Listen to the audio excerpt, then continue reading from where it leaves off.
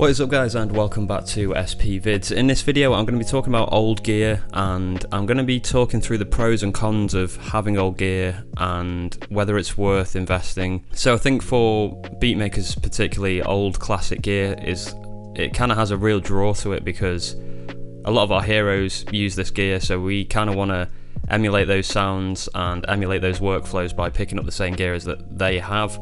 And a couple of examples I've got here, obviously the 2000 XL is just a legendary piece of hip-hop gear, so a lot of people really keen to get hold of these units. And the other example I've got here is the SP202, the poor man's SP1200 as it's known. And yeah, I'm just going to talk through a few things, and hopefully it means you can make a really informed decision about whether getting classic gear or vintage gear is the right choice for you. So let's get going straight away, and I'm going to actually start with the pros. So I'll do the pros first and then I'll do the cons. And yeah, like I say, hopefully this gives you a good idea of whether it's a good idea or not for you.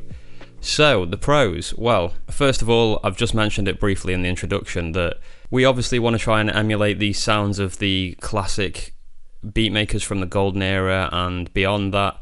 There's so many beatmakers that have put out some incredible beats using the MPC 2000 XL, and that's probably one of the main reasons why we want to get hold of this gear, is because we want to emulate those workflows of the heroes that we have from those eras of hip-hop, right back to the birth of hip-hop up to the sort of golden era and then beyond that as well. People have always kind of stuck with the 2000 XL as a classic bit of gear, so obviously we do want to emulate how our heroes are making those beats, and picking up an old piece of gear is a perfect way to do that. You know that you're hitting these pads and it's exactly the same feel and exactly the same workflow as people like J Dilla were using when they were making beats as well. So that's obviously a huge draw when looking into what kind of gear you want to own. Another reason, and I think this is probably the most important reason to be honest, is that you're going to get the authentic sound out of these boxes. So you can try hard with DAWs, you can get very, very close to that classic sound that you get from these types of units, but you're never actually going to be able to fully 100% replicate it. For some people that's not an issue. If you can get close enough with a DAW, which is much easier to work with, then that's good enough. But with these you do get a different sound which you just can't recreate with digital equipment. So especially the 202, due to its sample rates that we've got here, the Hi-Fi standard, Lo-Fi 1, Lo-Fi 2, it's very, very difficult to replicate those sounds using a digital audio workstation like Ableton. Obviously there's loads of lo-fi plugins and stuff out there these days, but they're just not the same as actual hardware. So I think that is probably one of the main reasons we seek to go and pick up this classic dated gear, is because you get that characteristic sound which you just cannot recreate. Another reason why I think owning hardware as well, actually this is kind of a bit of a crossover point, but owning classic gear and owning hardware, it just keeps you away from a computer screen or any kind of screen. So if you're anything like me, I mean, I've had a career in web design for a long time, and I do a lot of video editing now for this channel, so obviously we're always looking at screens, we're always looking at our phones, and having a bit of gear like this, it just means you don't have to be staring at a screen all the time. Obviously they do have a screen, the SP202 less so. I mean, there's no real screen on that really, so there is menu diving etc on the 2000 XL, but it's just a bit nicer than having to stare at a screen to make beats for some people. I personally don't mind either workflow. I like working at a computer just because it's a familiar environment. I like working on hardware as well, like standalone hardware like this, so it really is personal preference, that one. But yeah, getting a piece of classic gear like this, it does take you away from the screen. Obviously there's modern standalone gear as well that is available, but the same thing applies to classic gear as well, so just thought I'd throw that point in there. So the final pro, there's probably loads that I could go on about, but these are the main ones that I thought up of really. So my final one is that you can usually get these a bit cheaper than new gear that's coming out. So a good example here is I've got the 2000 XL and I paid about £580 for this, I think it was, which to be honest I think is a bit of a steal. It doesn't have any of the new storage, it's still got the floppy disks, it hasn't got 8 outs or anything like that, so it's pretty much a vanilla 2000 XL, but that's almost half the price of getting one of the newer MPCs. So the MPC Live 2, that's £1,000 here in the UK, so this was nearly half the price of that. And you know, a bad worker always blames their tools. You should be able to get very decent sounding beats out of this machine if you work hard to understand it and you play to its strength. So you don't necessarily need the most expensive gear to make the best beats. It's the craftsman that makes the beats, right? So yeah, these are a lot cheaper than the newer stuff that's coming out, and I will actually do a video about picking up older gear separately, tips and tricks for making sure you get a good unit, because this was a very good unit when it turned up. I was very happy. I think the only cosmetic blemishes were these two little scratches here, and apart from that, it's just a really good unit. So that's everything I want to include in this video for the pros, and if you've got any more of your own, obviously feel free to drop those in the comments below. I'm sure there'll be a lot of opinion about this topic, so yeah, I'd love to hear your thoughts as well. So drop it in the comments below if you've got any extra information or any extra pros that you want to share about classic gear, which I forgot to include in this bit. Okay, so let's move on to the cons. Again, with cons, there are loads that you could go on about, but I've tried to just be a bit selective and choose some which I think are important to know.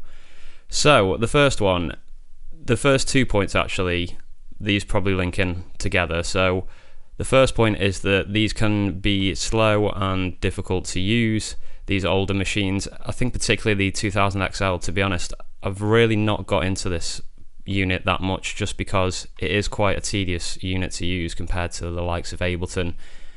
Ableton now has such similar features to everything that you can do on the MPC, but on this it just takes so much longer, so you do need that level of patience.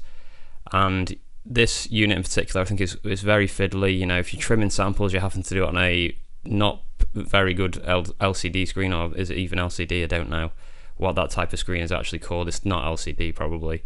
So there's loads of little things like that which make it very difficult to use. And my next point, which is linking on from that as well, like I mentioned, these two link, is that there isn't an awful lot of support out there either. So newer products that are coming out, they tend to have more presence online. There's more people using them and videoing themselves with them. There's more tutorials. So that is an issue with these older units. You do kind of have to work things out for yourself, or perhaps find other people that live locally to you that also use them and sort of trade ideas with them, because there isn't a lot of stuff about these units around online. I think particularly the 2000 XL, I'm actually really surprised at how little video content there is for this on YouTube in terms of tutorials.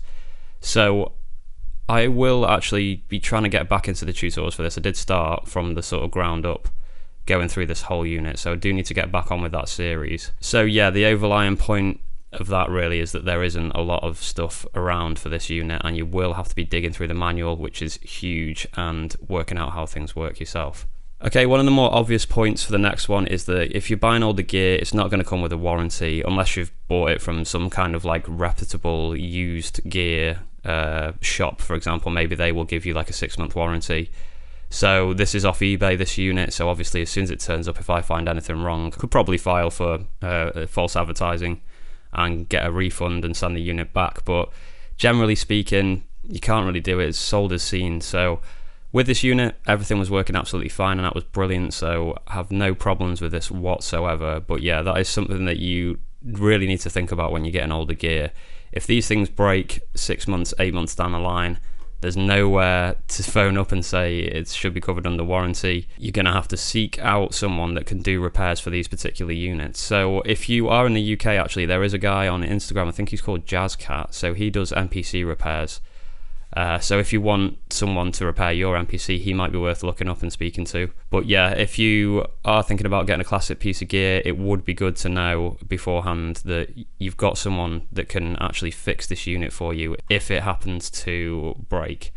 So with this MPC, again, this is a really common thing that happens is the buttons, or the pots as they're known, they get used so much and they get hammered all the time when you're using it that eventually they just give up and you have to get them replaced.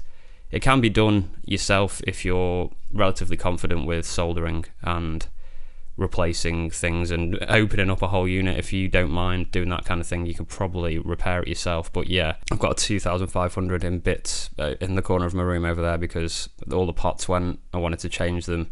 I've just never got around to doing it. So I do think it is invaluable that you know someone that can do repairs if things go wrong. Okay, so another tip is that the memory on these devices is extremely low. I don't actually know how much memory I can get on the 2000 XL. It's got a fairly decent internal memory, I think, that you can use to process things. The SP202, I'll just get that back up here for a second, that's got about a minute's worth of total memory. If you sample in mono and Lo-Fi 2, which is the lowest sample rate, I think you can get about a minute's worth of stuff. But realistically, it's got about 30 to 60 seconds worth of memory time on it. So if you're coming from an environment where you've got a computer where you've got like unlimited storage, basically, if you pick up an SP202, you're going to have about 30 seconds worth of sample time. And that may sound like enough, but it really quickly disappears. That as soon as you start making chops and then adding your drums and all of the noises, it runs out very quickly, basically. So you do have to be aware of that. And again, this next point links on as well, that you're going to be working with dated forms of memory. So the 2000XL, that takes floppy disks. There's a floppy disk drive in the front here. And obviously, if I want to transfer files from a computer, it's a bit of a faff. I would have to buy a USB floppy disk reader, which is really going back a bit in terms of technology now. And the SP202, that uses a specific type of memory card called a smart media card, and they're pretty hard to get hold of these days. So if you do want to extend the memory of these, or if you want to save beats with the MPC, you will have to either get hold of floppy disks, or you could get a SCSI storage device. This actually came with one, but I don't think the adapter works for it, so I've never actually plugged that in and tried it. But I've heard a lot of horror stories about them just completely corrupting and breaking with like tens of beats saved on them. So I don't know if I trust that. You can upgrade the MPC to have an SD card, but it doesn't actually increase the memory of the MPC. From what I can gather, is it partitions so that you have multiple instances of the storage. I hope that makes sense. So it doesn't just mean that your MPC suddenly has 32 gigs worth of storage. It just means that you can have like loads of separate different internal storages all saved on there and available to use. Correct me if I'm wrong in the comments below, but I'm pretty sure that's how those upgrades work for the 2000XL. Okay, my last point, and I think I've already briefly touched on this as well, is that it's difficult to get these devices from reputable people that aren't trying to rip you off or aren't trying to hide things that may be broken about them and they don't want to use them anymore.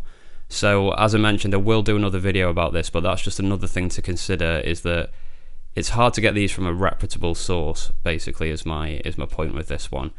It's gonna be difficult to find somewhere where you can get on with a warranty for an older piece of gear like this, and you're probably most likely going to be going on reseller sites or maybe reverb.com. And yeah, you do have to be careful. It's hard to know if you can trust someone that's selling it, etc, etc. So that's just another thing to consider. Okay, so that's everything I wanted to mention. Like I said, if you want to mention something that I've missed, leave it in the comments below.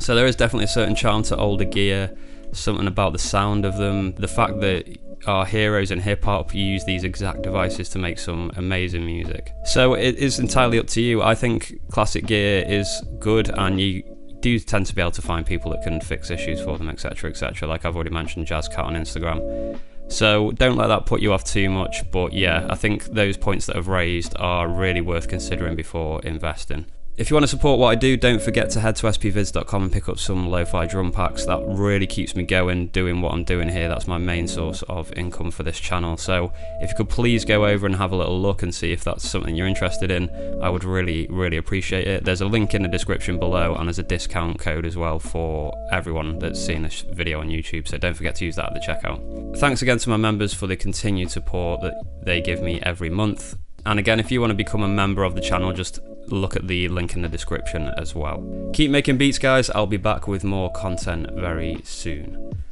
Peace!